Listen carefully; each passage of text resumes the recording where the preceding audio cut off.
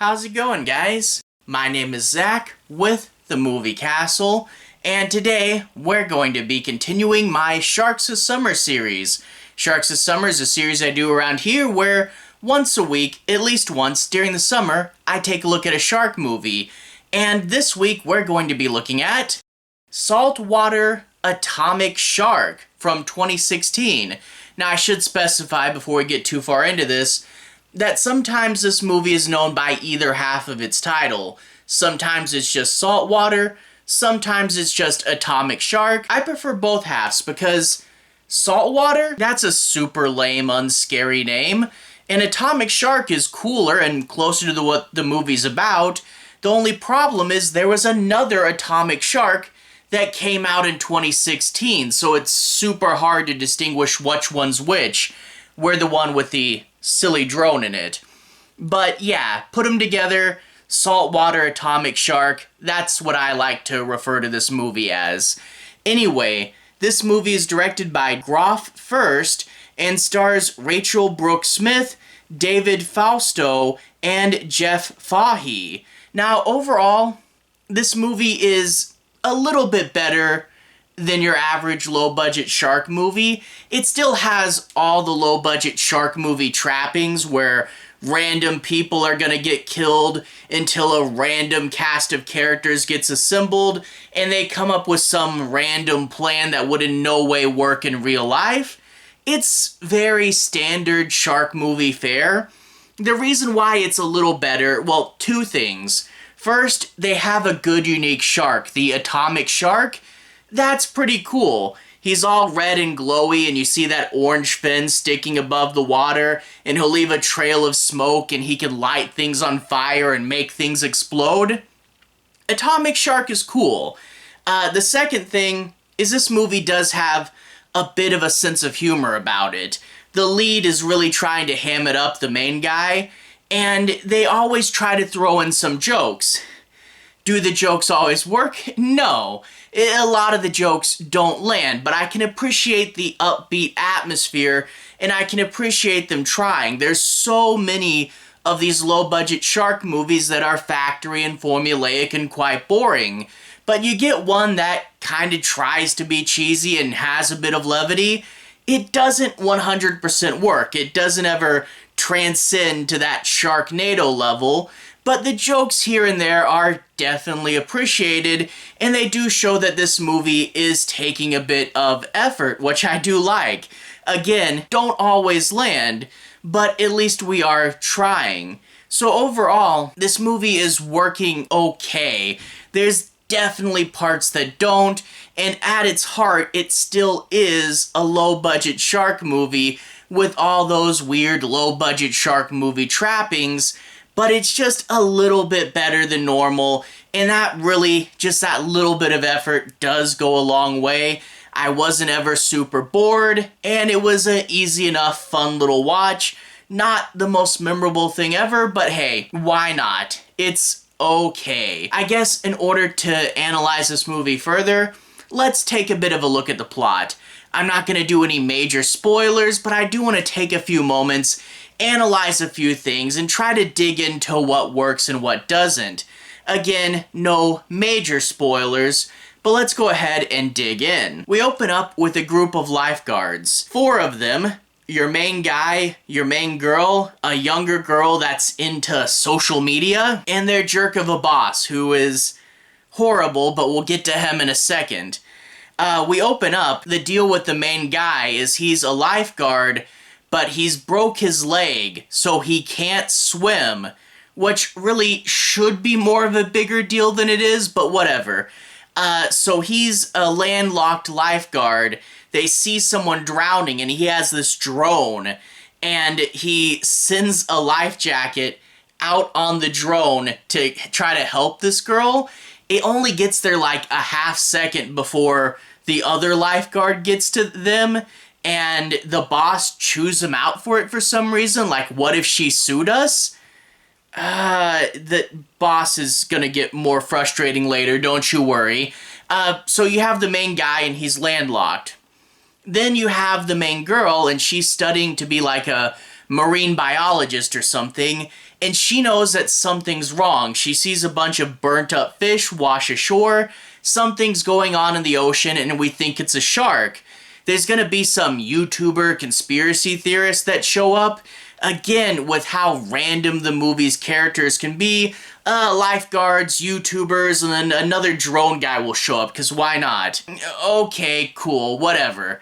So the YouTubers will help point her in the right direction, but of course it's going to be a case of, I know there's trouble, and no one will believe me. And that's where we get to one of the scenes I want to analyze.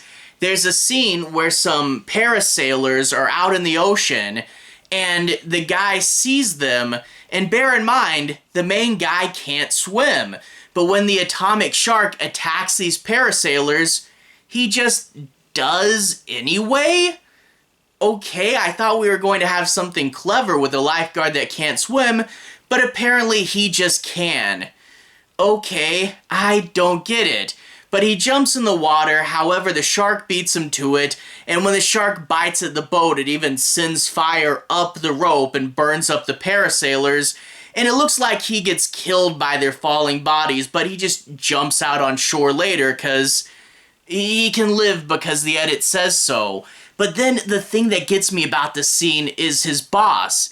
His boss comes up to him and says, "People died under your watch. You shouldn't have been swimming anyway," and it was also a natural accident because he's buying into these government cover-ups that say the fire was just a gas explosion. And then he fires the guy.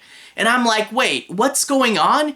So you're saying that the fire was a natural cause, he shouldn't have been out there trying to save him because he had a broken leg, but still people died under your watch, so you're gonna get fired?